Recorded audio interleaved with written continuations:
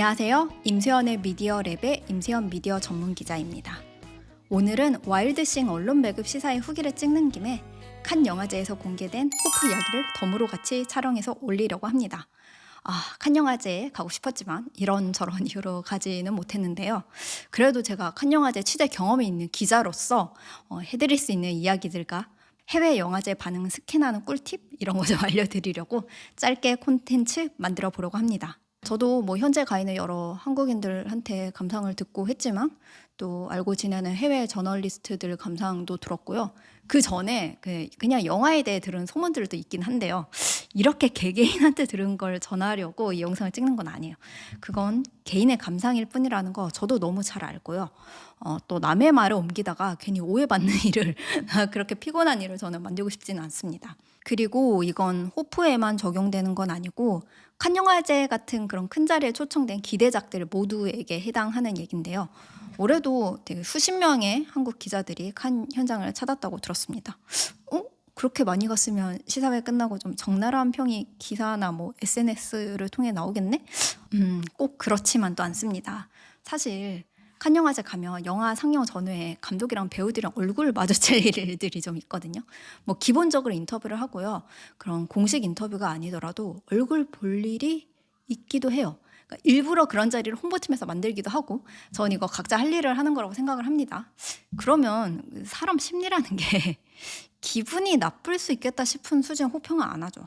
좀 이따 얘기할 데이비드 엘리치가 쓴 것 같은 그런 리뷰는 안 하죠. 또 원래 영화제 뽕이라는 게 있어서 평소에 극장에서 보던 것보다 영화제에 가서 보면 더 대단하게 느껴지고 재밌게 느껴지고 하는 게 있어요. 특히 리미에르 극장에서 감독이랑 배우들이랑 같이 보면 진짜 더 신나는 게 있거든요. 그리고 그냥 평소였다면 그게 딱히 안 웃었을 것 같은 장면들도 막 빵빵 터지고 그래요. 나중에 한국에서 보면 현지에서 볼 때 완전 마스터피스였는데 왜 다시 보니까 그 정도 아니었던 것 같지?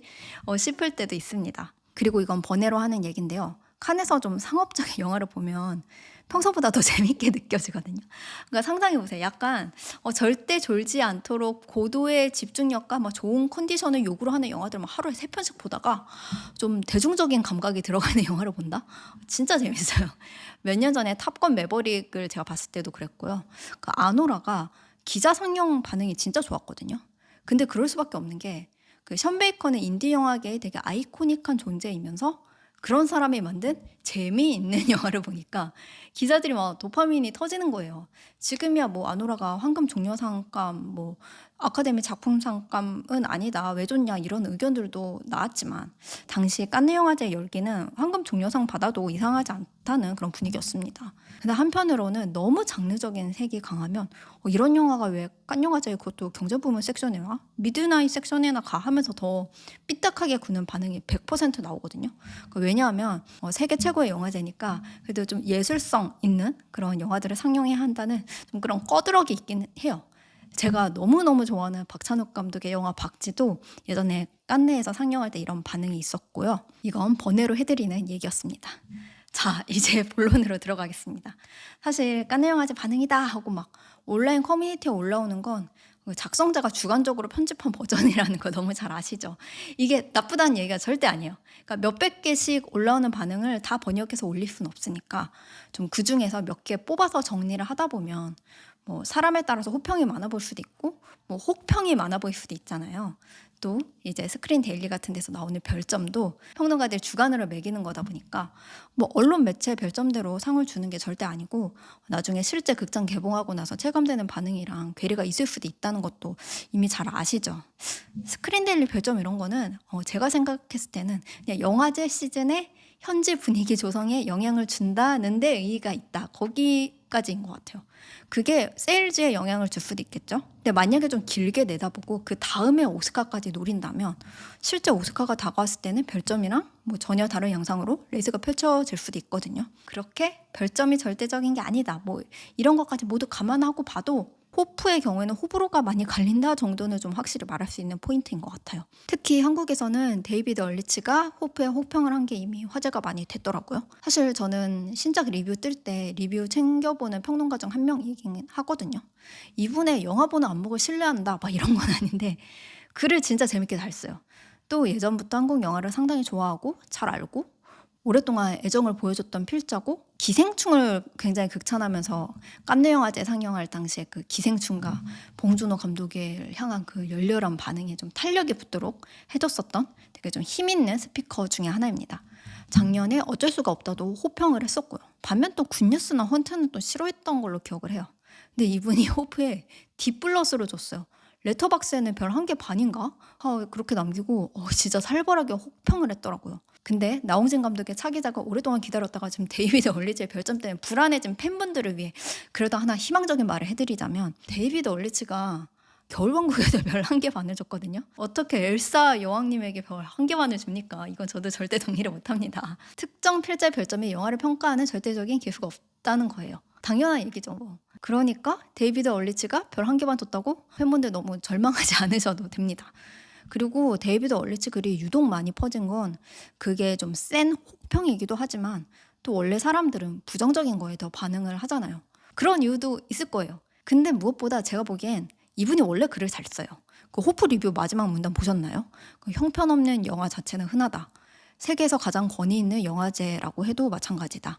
하지만 이 영화가 특히 고통스러운 이유는 먼저 관객에게 위대한 작품이 될 수도 있다는 희망, 그러니까 호프를 품게 만들기 때문이다. 그러니 영화가 당신을 먼저 버리기 전에 당신이 먼저 이 영화를 버려라. 아이씨, 나도 이런 글빨을 좀 갖고 싶다. 물론 이분이 혹평만 잘하는 게 아닙니다. 혹평만 세게 잘하는 사람은 간혹가다 좀 악플러와 다를 바 없다고 느껴질 때도 있죠. 데이비드 얼리치는 자기가 지지하는 영화에 대해서도 리뷰를 굉장히 잘 쓰거든요. 그 데이비드 얼리치가 쓴 기생충 리뷰가 끝내줘요. 이제 봉준호는 기존 장르 안에 들어가는 감독이 아니라 뭐 자기 자신이 하나의 장르다, 이렇게 평을 했었어요.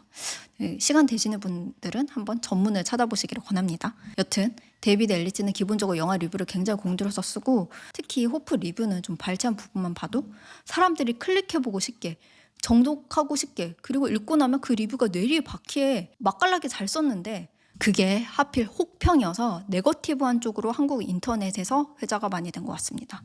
좋은 쪽으로 호평을 한 필자들도 많아요. 그러니까 할리우드 리포터의 데이비드 루니 같은 사람은 엄청나게 호평을 했거든요. 그러니까 원래 부산행이나 괴물 같은 한국 장르 영화의 팬이었다고 밝히면서 2시간 40분 동안 단 한순간도 지루하지 않았다고 극찬을 했습니다.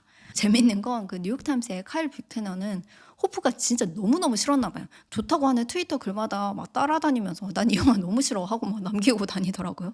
데이비드 루니 그래도 데이비드 노 막 하더니 자기한테는 막 모비우스 같은 영화였다고 또 악평을 하고. 근데 또 반면 제가 리뷰를 자주 참고하는 필자 중에 한 명이 가디언의 피터 브래드쇼인데요. 이분이 스크린 데일리에 별점 남기는 필자 중에 하나거든요. 근데 4개 만점에 3개로 줬더라고요. 이분도 잘 보신 것 같아요. 반면 좀 텔레그래프의 로비 콜린도 제가 리뷰를 자주 클릭하게 되는 분 중에 하나인데, 이분은 2개를 준 거 보면 좀 불호 쪽에 가깝지 않나 싶네요. 여튼 여기서 알 수 있는 건 칸네 영화제 반응은 이렇게 갈리고 있고, 한 명 한 명의 별점과 평이 절대적인 잣대가 될 수 없다는 겁니다. 그렇다면 오늘 이 영상은 왜 찍게 됐느냐? 제가 요즘 이렇게 파편화된 감상들을 모아서 분석하는 툴에 관심이 좀 있거든요. 제가 작년부터 좀 다양하게 실험을 해봤는데요. 개인의 의지와 취향, 의도 같은 게 개입한 주관적인 발췌학 요약보다는 인공지능이 요약해주는 게 낫기도 하다는 결론을 내렸어요. 심지어 남이 요약해준 게 아니라 내가 직접 사이트 가서 리뷰를 다 읽고 나서 그거를 비교를 해봐도 제가 완벽한 사람 아니니까 저도 모르게 보고 싶은 것만 보고 기억에 남길 수도 있잖아요. 그래서 레터박스 아시죠? 그러니까 왓챠피디아 같은 곳이라고 생각하시면 되는데요. 여기도 좀 영화제 뽕이 아직 차 있어서 좀 벅찬 상태로 호들갑을 떨거나 너무 악플러처럼 악평을 하는 사람들이 적지 않다는 걸 감안해야 하긴 하는데요. 그걸 감안해도 호프는 리메를 상영할 때 2,000명이 보고 데이터가 꽤 많이 쌓인 편이라 레터박스에 올라온 반응들을 제가 챗 GPT랑 제미나이랑 클로드로 리뷰 경향을 분석해달라고 의뢰를 해봤습니다. 챗 GPT에서는 간단하게 레터박스 링크 남기면서 여기에 올라온 나홍진 감독의 호프 리뷰들 끝 페이지까지 다 살펴주고 지금 반응이 어떤지 요약해줘 라고 하면 결과물이 이렇네요. 헷갈릴 수도 있으니까 재작년도와 감독 이름 같이 넣어주시고요. 지금 나홍진 감독의 신작 호프에 대한 반응은 한마디로 정리하면 미친 듯이 호불호 갈리는데 좋아하는 사람들은 거의 광신도 수준으로 열광한다. 이 분위기에 가깝다고 합니다. 전체적인 분위기는 크게 3부류래요. 올해 가장 미친 영화, 전반부 고트, 후반부 폭주, CG와 각본 때문에 망했다. 또 가장 많이 언급되는 장점과 단점을 3가지씩 이렇게 카테고리화 해가지고 보기 좋게 알려줍니다. 가장 많이 언급되는 장점은 초반부가 압도적이라는 반응, 나홍진 특유의 통제된 광기는 여전히 살아있다, 규모감이 진짜 미쳤다는 반응. 가장 많이 나오는 단점은요, CG 욕이 엄청 많다, 후반부가 완전히 폭주한다, 러닝타임이 길다는 말이 많습니다. 재밌는 게 여기선 그냥 호불호가 갈린다로 이렇게 알려주는 게 아니라 현재 평론가 쪽은 상당히 분열되어 있는데 걸작이다, 콜트 클래식이다, 과잉 망작이다 이렇게 의견이 갈리고 있대요. 근데 일반 영화 팬, 특히 장르 영화 팬들은 오히려 더 호의적이라고 챗 GPT는 판단을 했어요. 특히 괴수물 팬, 한국 영화 팬, 곡성 팬, 액션 SF 팬은 엄청나게 흥분한 상태래요. 여기까지는 그냥 레터박스 링크를 남겨가지고 분석을 해달라고 한 거고요.